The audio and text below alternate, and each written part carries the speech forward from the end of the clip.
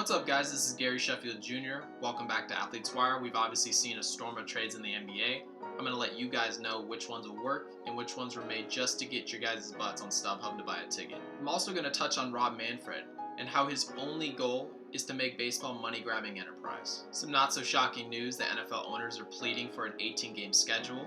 Now, this was called by Fox's Jason Whitlock, and I'm going to tell you guys how he was able to tweet 8 years ago the future. Now, before we get into all that, please don't forget to subscribe below and hit that bell for notifications on this channel. First off, Anthony Davis was completely necessary, regardless of who they lost. I think if you're Rob Pelinka and the Lakers, you don't care who you got rid of. I know there's going to be a lot of diehard Lakers fans that are holding on to the kids. Keep Brandon Ingram, Josh Hart, Lonzo Ball, keep the kids, keep the picks. A bunch of 8th graders, a bunch of 8th grade draft picks are not going to help the 2019-2020 Los Angeles Lakers compete for a title. And if they aren't competing for titles this next upcoming season, this experiment with LeBron James is considered a failure. Having the front office understand this fact, you say goodbye to the young guys and you say hello Anthony Davis. Some of these franchises like the Los Angeles Lakers, the Miami Heat, the Boston Celtics, they don't take competing as a success story. The New Orleans Pelicans, who landed on their feet, which is a great thing, are going to be happy competing. They'll be happy for 5 seeds. They'll be happy to be the 7 seed this weekend. The Los Angeles Lakers know we have 2 superstars in a more balanced NBA that LeBron will be able to more easily enforce his will. We have 2 top 5 players. No one else has got that. More importantly, we fill out the roster with players that fit Davis and the King like a glove. Danny Green, Quinn Cook, Avery Bradley. The Lakers know exactly what they're doing. They understand they took a risk and they won't think twice about doing it either.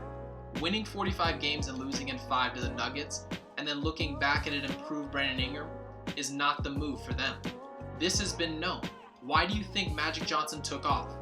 He said, well, damn, I'm going to take all this blame because we might not land who we need to win titles. I need to get the hell out of here. All in all, the Lakers and the Pelicans, led by David Griffin, did a fantastic job on this move. Now, I wanted to head into Westbrook, so I had to ask you guys an immediate question. What did Chris Paul have left?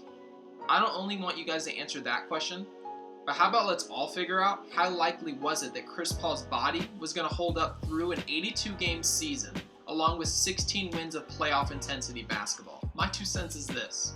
Chris Paul hasn't played over 61 games since 2014. The hell are the Rockets going to do with a player averaging 15.5 puntos, making $45 million? The reality is that the Rockets couldn't bring on Chris Paul at that price for that production.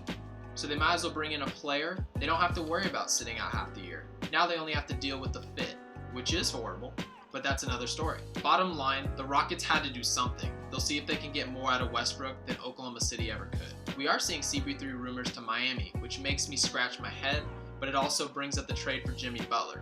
There is no better culture for Jimmy Butler than the strict culture of the Pat Riley-led Miami Heat. He won't have any problems leading the style he's shown us he wants to lead the last few years. He wanted to do this in Philly, but that roster was too young. They were too Uzi Vert, new school, to hear a word he had to say. I like the move on Miami's part. Will they win? Not a chance. But everyone can't win, the 30-some teams. But speaking of an attempt to win, Kawhi absolutely delayed the Lakers to strip their chances at any other big fish while scheming to get Paul George to Marcellus Wiley's Clippers. Now, this is obviously a huge move for them. The re-signing of Patrick Beverley in a trio of defenders of Paul George and Kawhi Leonard is going to be maybe the best defense we've seen in modern basketball history. I know others aren't, but I would hesitate calling them the best team in the NBA or Los Angeles right now. History has shown us that teams with overwhelming offensive firepower are needed to beat LeBron James. They will make it scary close, which is why I personally am so excited for this year of NBA basketball. Last, and I believe to be the most significant of all the moves, Mike Conley was sent to relieve Donovan Mitchell of his point guard duties. This fit on this roster could not be more perfect. The perfect move from Utah. And I would for sure tell you they are better than Denver and Houston right now. This team is going to be that good. Now I'm going to shift into Major League Baseball, but I'm going to try not to get fired up about the recent decisions of Rob Manfred, but he is testing me.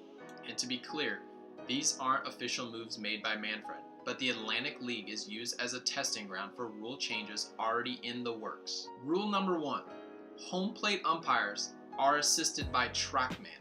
I am for this 100%, and you have to hear me out. How is it possible for human beings to remain perfectly objective with the level of emotion we've seen from this set of umpires over the years? There are certain players in the league today that get ejected for no reason. They get bad calls for no reason over the fact that umpires are being human beings and thinking about an argument with a player from last week. I want to be crystal clear. Umpires other than Angel Hernandez and Joe West do a better job than 99.999% of the planet could ever think about doing, but that is irrelevant. What's the point of allowing people to fail ever at a job we can have done with absolute perfection? I think the answer is that we simply shouldn't allow error at all when we don't have to. Rule number 2, no mound visits at all. Let's give them 2 mound visits a game, we'll call it good. Mound visits are such a waste of everybody's time. I played baseball. Nothing is ever said that matters in a mound visit. I really do believe they're doing this to more naturally help hitters, because the faster a game with actual rhythm that baseball sees absolutely none of right now benefits an offense. That way they can finally release normal baseballs from gunpoint. Rule 3 and 4 are making the bases bigger to avoid being stepped on, I guess, along with pitchers facing 3 batters. I'll keep this short. I don't care about the bases, but I will say this is a way for us to finally see the big bats in October, like Bryce Harper, finally escape the lefty specialist that was born to get him out. Rule 5, and this is a big one, ban the shift. I am actually all aboard the ban of the shift, and I'll tell you guys why. Shift offenders, which is perfectly okay to have the opinion that's stating that hitters need to be able to go to all fields. They're asking guys to hit singles the other way, big power bats. What analytics has discovered is that Bryce Harper taking a swing to chop a salad for his single is completely ineffective for his team. The power hitters, who are all the pull hitters anyways, are useless at first base since they can't run. Now that the shift phases power out of the game, Major League Baseball threw in fake baseballs to help smaller players that can run defeat the shift. Rule 7, and the final rule I'll discuss, is the move of the mound back 2 feet. I see what we're doing here, but again, it would completely phase control pitchers out of the game.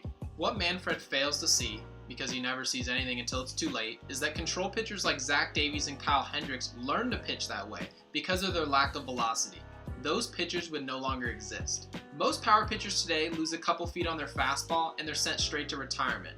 This is why someone like CC Sabathia is seen as somewhat of a surprise and a standout inspiration to aging players. Rob Manfred, let's do everyone a favor. Let's stop trying to find ways to have hitters hit artificially, because I'm all for allowing the shortstop not to play on the warning track in right field, but I don't want to see the dimensions change to help it either. There is no doubt, people will still die on the hill for keeping the shifts to remain old school, like our childhood heroes would have all made it through the shift, because they never saw it. The last moment of the week I wanted to touch on was FS1's Jason Whitlock being ahead of the game on NFL owners.